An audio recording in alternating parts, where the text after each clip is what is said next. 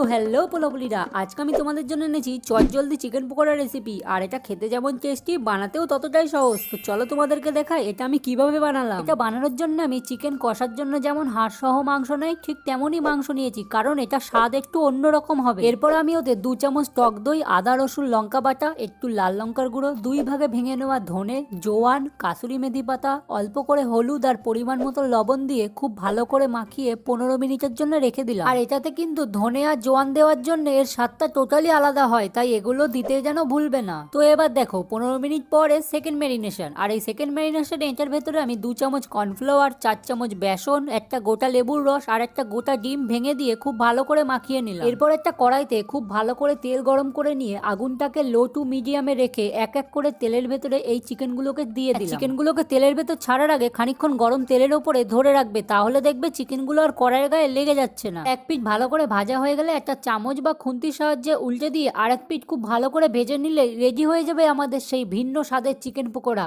আর একটা কথা মনে রাখবে, যখন এটা ভাজবে তখন আগুনটা যেন লো রাখবে, না হলে ওপরে হয়ে যাবে কিন্তু ভেতরে কাঁচাই থেকে যাবে। এবার তোমরাও এটা বাড়িতে বানিয়ে খাও আর আমাকে কমেন্ট করে জানাও খেতে কেমন হয়েছে। আর ভিডিওটা ভালো লাগলে একটা লাইক করে শেয়ার করে দিও। আর কে কোথা থেকে ভিডিওটা দেখছো সেটা কমেন্ট করে দিও।